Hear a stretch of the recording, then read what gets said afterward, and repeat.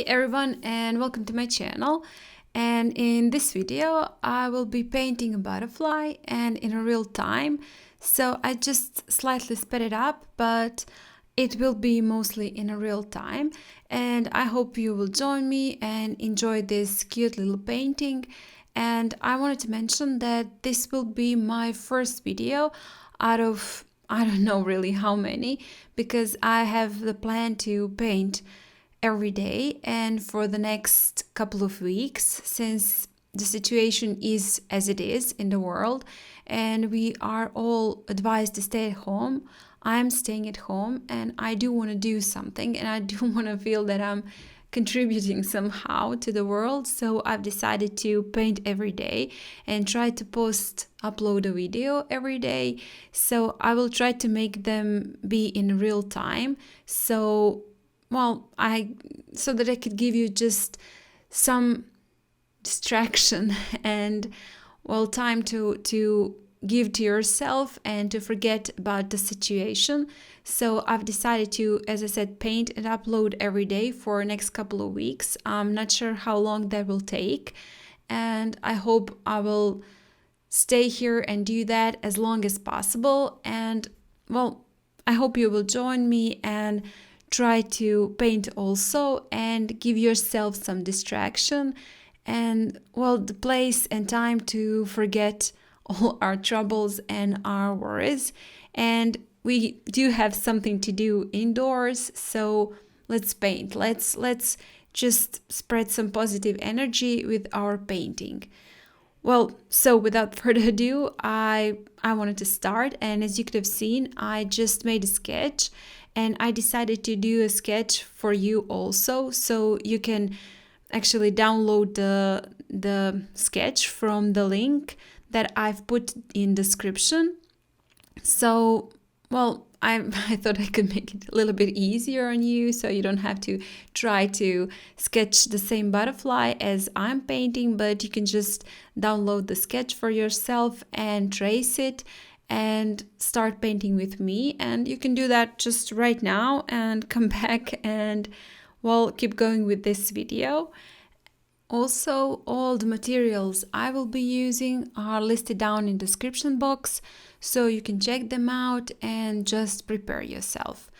I did wanted to mention one more thing, that I'm actually planning and preparing a video on colors, on alternative colors, what colors to use if you do not have the same colors as I do, or whatever other artist uses in their tutorial video, or you're trying to recreate a photo or whatever and you don't know what colors to choose. So I will cover that topic in my video. I'm not sure when it will be posted up on my channel. I'm still working on it, so I think it will take a little bit more time, but I will definitely talk about it and give you some advice how to choose colors, because I have been asked a lot what are the alternative colors when you're painting and you don't have the same colors as I do, what alternative colors you could use. So I've decided to try to help you out and just do a video about it, so in the future, and not only, as I said, for my videos, but for any other videos or tutorials. So back to this painting. As you could have seen, I have pre-wetted the entire paper, and now I'm just tapping in the color, and this is actually burnt sienna that I'm tapping in the paper. And right now I'm adding a little bit of sepia, and as you can see, I'm not painting it in one same wash, but just tapping in the color. And since my paper is wet, the color will spread and bloom and just make some diversity. And right now I'm using cadmium yellow medium and sprinkle that color in the places where I have already placed my burnt sienna. But also in some other places I'm just letting it go wherever it want to go. This is just the background, and when it dries it will of course be lighter, as watercolors dry lighter. And this time I'm sprinkling just some clean water, because if you have seen my previous videos you probably know that I love sprinkling some clean water. I love the effect that I get from it when it dries. It just looks very, very beautiful. And well, many of you also wanted to see more of my videos where I use salt, more ideas with salt. So I decided to do that also here, to use some salt. And in the bottom part where I think those are going to be something like flowers, some impressions of flowers. So I've added a little bit of salt there. And right now I will just leave it all to dry and come back. So now that it's dry, you can see the beautiful effect that we got from the salt and also from the sprinkling some clean water. And well, I just love it, and well, I use it all the time. So maybe that's an idea for you also, to try it in your painting, sprinkling some clean water.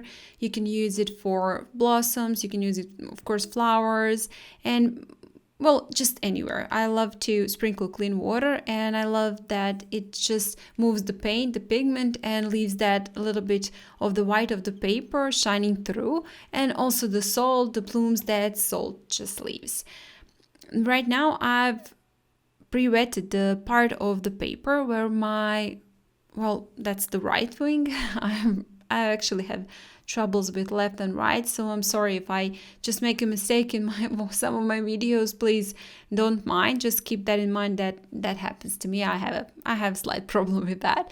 So this is the right wing, and I've pre-wetted only the wing, not the part outside the wing, but just the wing. And with a smaller round brush and sepia, I'm just going on the lines, on the borders of that wing, and adding some paint there. And since my paper is wet, the paint is just slightly spreading, and as only the part inside of the wings is wet and outside not, the paint is spreading on the inside and just gives that beautiful, again, effect. Right now I'm sprinkling some sepia into my wings to add a little bit more interest and texture to those beautiful butterfly wings. Same thing I'm gonna do with the other wing also. On the left side, I'm pre-wetting that part of the paper where the wing is, and I will also use some sepia to add the edges of the wings.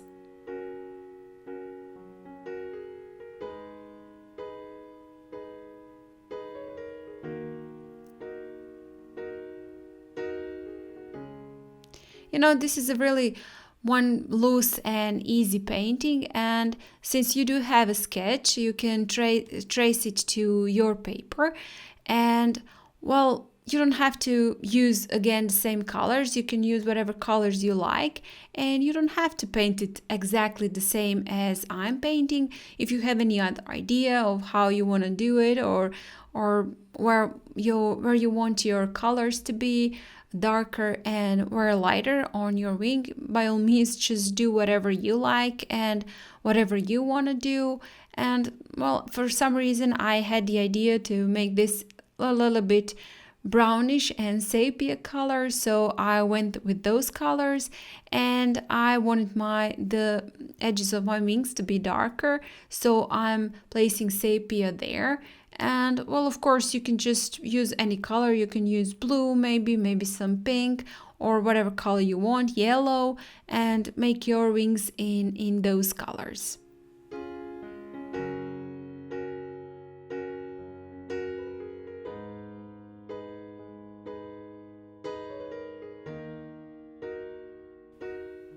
And I do love the paint, well, the effect that the paint gives me in this painting, and it's like blooming and spreading. And I don't want the edges of the wings to be harsh, not at least now, because I will leave this to dry and do another layer that it's gonna be a little bit more as in focus and not so blurred.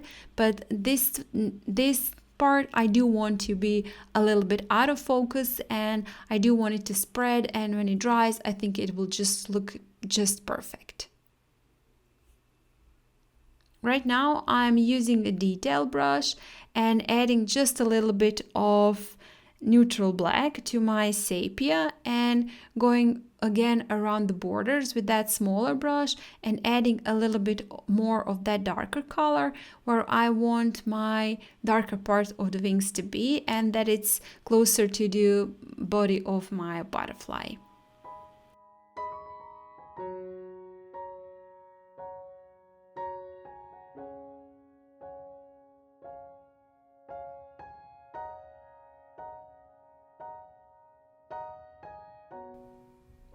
I'm also adding a little bit of lines. That will be some patterns, some spots on the edges of the butterfly wings. And I do want now, as I've said earlier, that part to be a little bit more stated. So I'm adding those lines on the edges of the wings.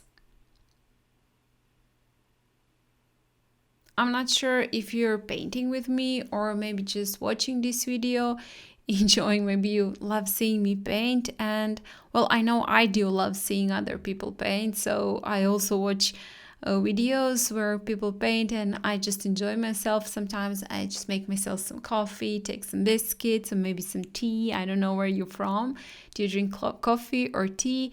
And just sit in front of my telly and watch people paint. And sometimes I just do like that better than watching some series or movies.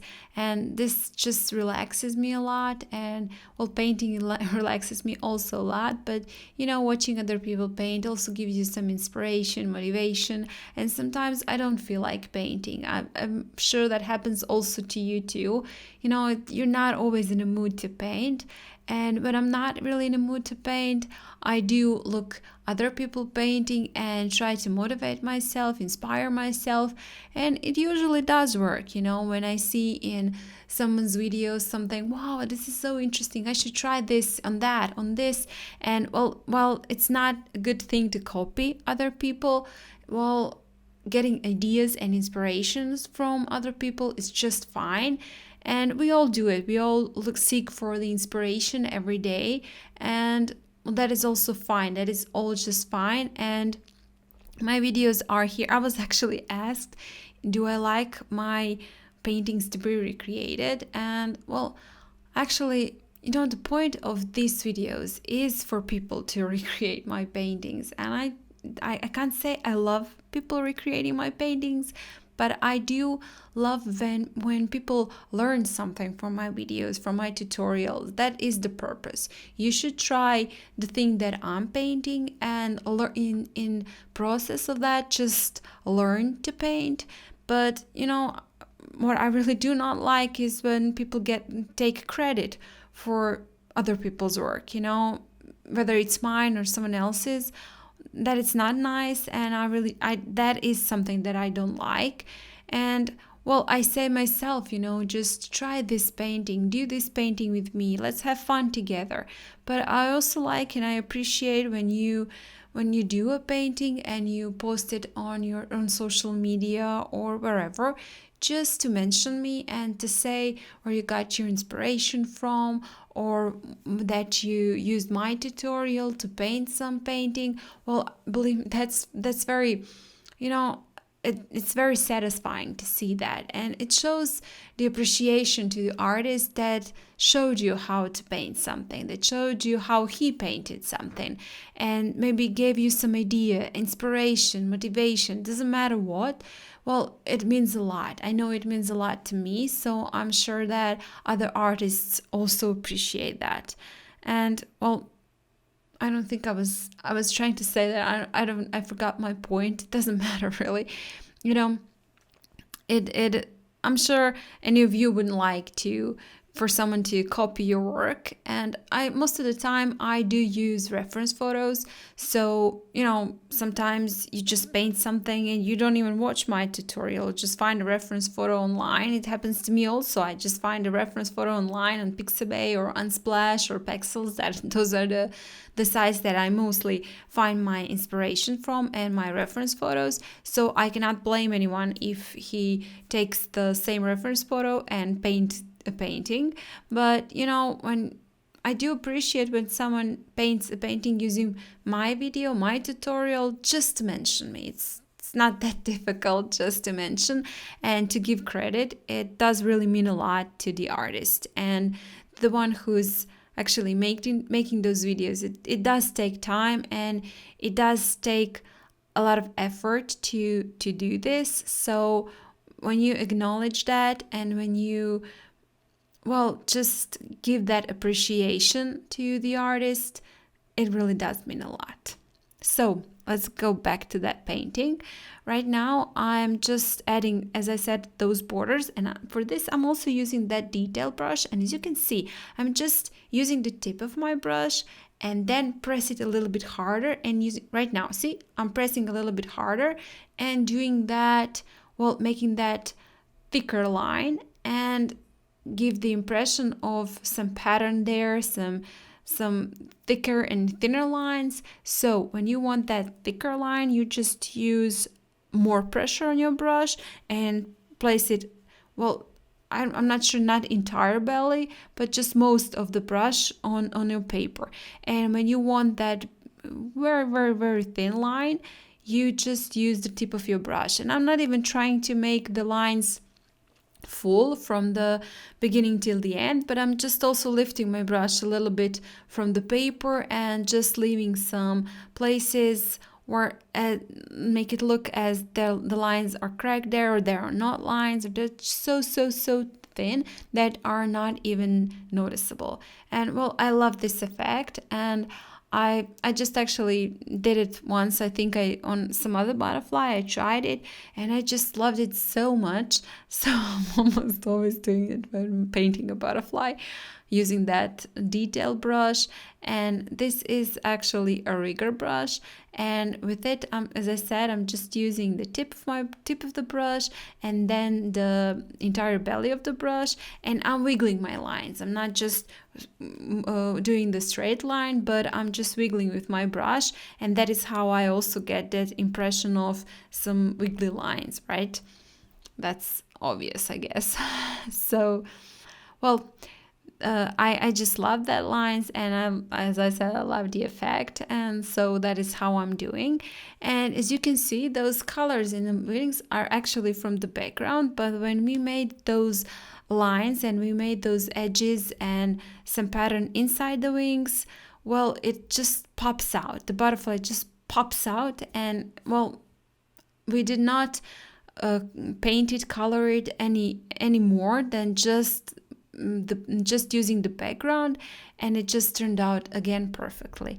And you know, again, a little bit more sprinkles, well, because we all love sprinkles, and though they are just the most, I think they're just one of the most fun things to do on your painting, just sprinkle, because you know, you do control your sprinkles, but not really. And I do love, well, them going here and there and just do their thing. So again, a little bit more sprinkles in my flowers. And next thing we'll do is just move on to the body of the butterfly. And I do want it to be a bit darker, so I'm using sepia and later on some neutral black. And I'm not painting in the entire body, but I'm just leaving some parts, well, white, and make it look like they are highlighted without actually highlighting it.